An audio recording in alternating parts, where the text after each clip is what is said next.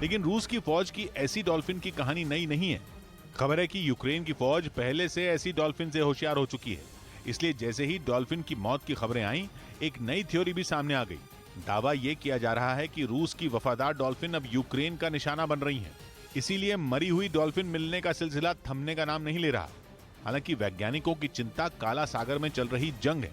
वो यूक्रेन और रूस दोनों को होशियार कर रहे हैं।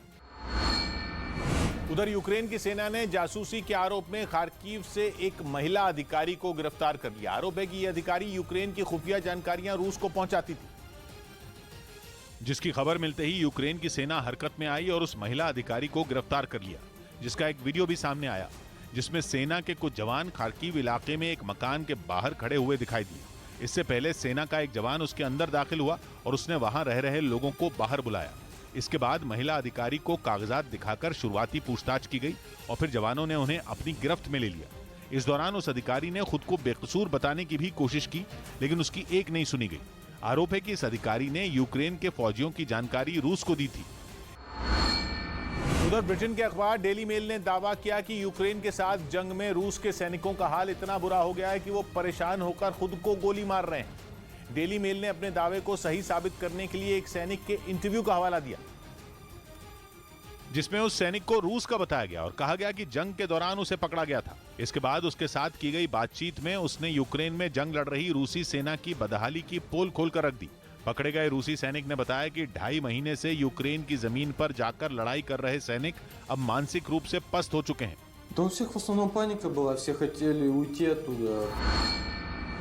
रूस के इस सैनिक की बातों को अगर सच माने तो पुतिन की सेना यूक्रेन की जंग में एक बड़ी मुश्किल से घिर गई है। जंग लंबी खिंचने से रूस के सैनिक इतने परेशान हो गए हैं कि खुद को ही गोली मार रहे हैं। पकड़े गए सैनिक के मुताबिक यूक्रेन में जंग लड़ रहे रूस के 2 सैनिकों ने उसके सामने ही खुद को गोली मार ली, क्योंकि 2.5 महीनों से चल रही जंग लड़ते लड़ते वो दिमागी तौर पर पूरी तरह थक चुके थे।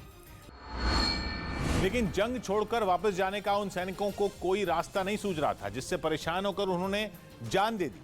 यही नहीं, रूस के पकड़े गए सैनिक ने यह भी बताया कि उसकी सेना के जवान वापस जाने के लिए अलग रास्ता भी तलाश रहे हैं, और वो रास्ता है खुद को घायल कर लेने का। यानी वो अपने शरीर के उन हिस्सों को खुद ही गोली का निशाना बना रहे हैं जिससे वो बस घायल हों, और ऐसी तरकीब अपनाकर वो रूस वापस लौटने की कोशिश कर रहे हैं।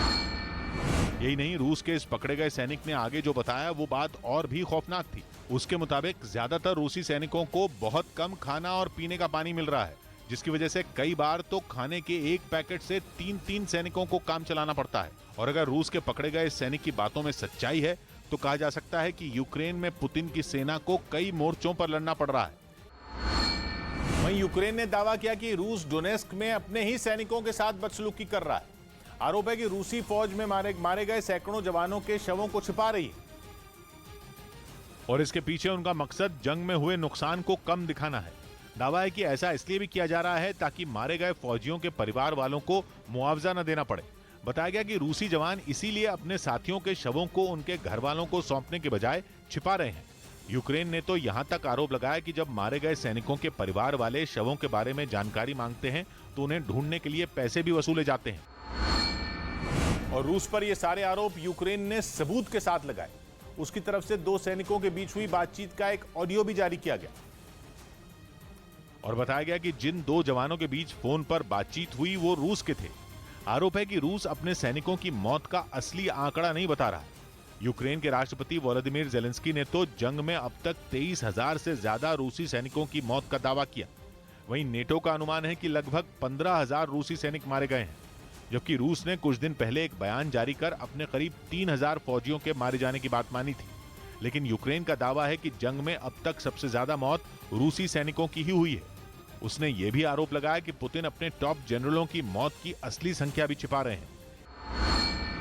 इस बीच यूक्रेन ने रूसी सैनिकों पर जंग के बीच आम लोगों के घरों और बाजार में लूटपाट करने का आरोप लगाया, जिसके सबूत के तौर पर उसकी ओर से एक वीडियो भी जारी किया गया, जिसमें यूक्रेन का एक सैनिक एक वॉशिंग मशीन के साथ खड़ा दिखाई दिया। दावा किया गया कि यह वॉशिंग मशीन यूक्रेन से खदेड़े गए रूसी सैनिकों के एक ठिकाने से बरामद की गई। हालांकि यूक्रेन ने यह नहीं बताया कि यह वीडियो किस जगह का है, लेकिन उसका आरोप है कि कई इलाकों से भागते वक्त रूस के सैनिक वॉशिंग मशीन ही नहीं बल्कि कपड़े, मोटरसाइकिल और दूसरी चीजें लूट कर साथ ले गए। यही नहीं, ये भी दावा किया गया कि यूक्रेन से लूटे गए सामान को बेचने के लिए बेलारूस में एक बाजार भी लगा, जहां यूक्रेन से लूटी गई वॉशिंग मशीन, फ्रिज और दूसरी जरूरी चीजों की बोली लगाई गई। उधर यूक्रेन में जंग के बीच खबरें उड़ने लगी कि पुतिन की वजह से अमेरिका के पूर्व राष्ट्रपति जॉन कैनेडी का डर सही साबित हो सकता है। कैनेडी का वो डर है परमाणु युद्ध का।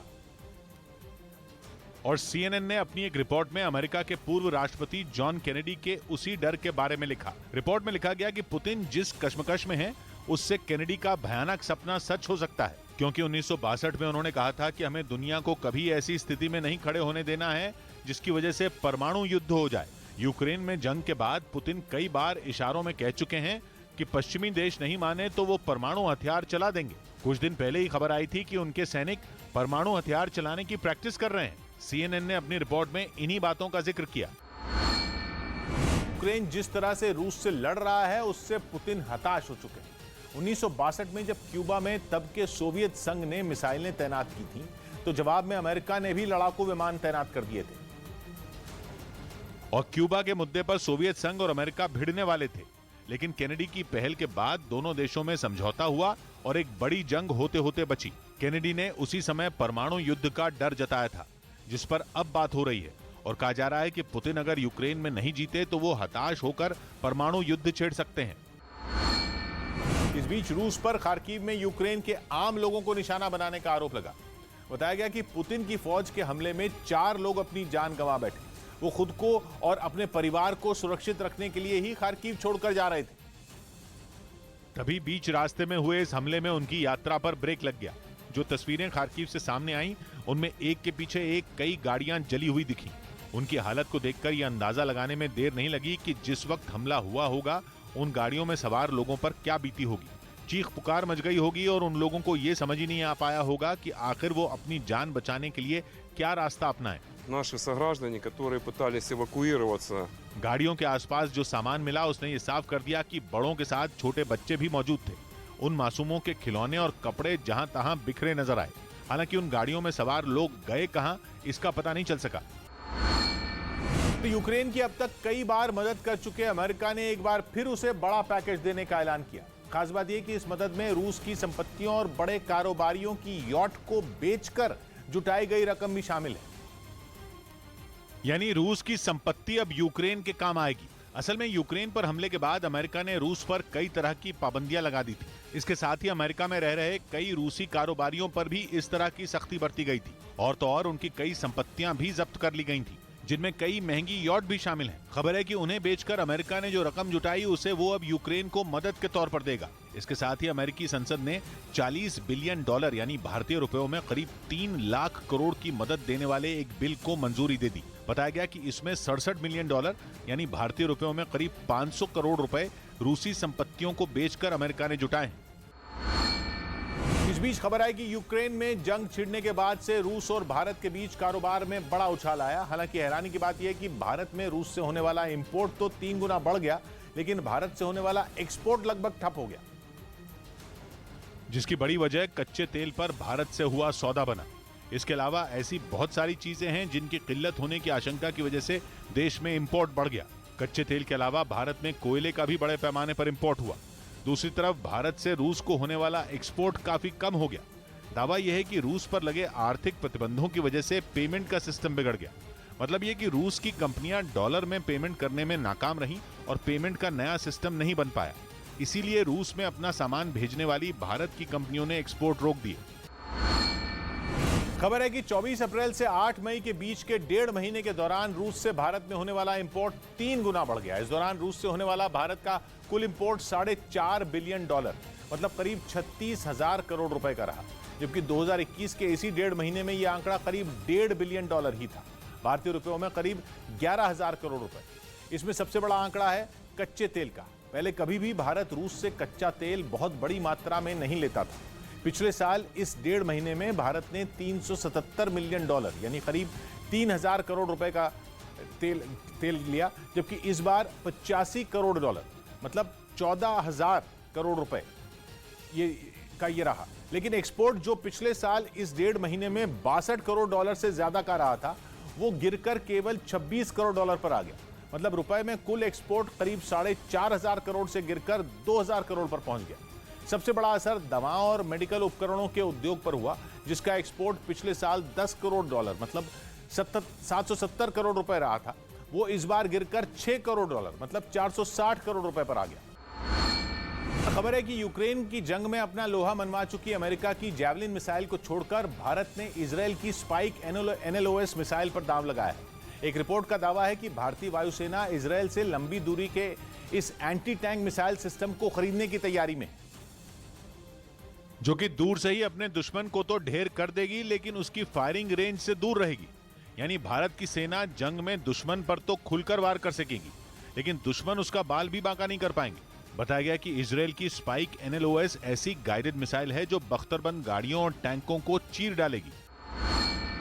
असल में जिस तरह यूक्रेन के एंटी टैंक हथियारों ने रूस के दमदार टैंकों का कचूमर निकाला है, उसके बाद एंटी टैंक ड्रोन और मिसाइलें जंग के नए और बहुत बड़े हथियार बनकर उभरे हैं। और खबर है कि इसलिए भारत इजरायल की एंटी टैंक मिसाइल खरीदने की तैयारी में। वैसे तो अमेरिका की जैवलिन मिसाइल यूक्रेन में अपना दम दिखा चुकी है, लेकिन उसे सैनिक अपने कंधे पर रखकर चलाते हैं।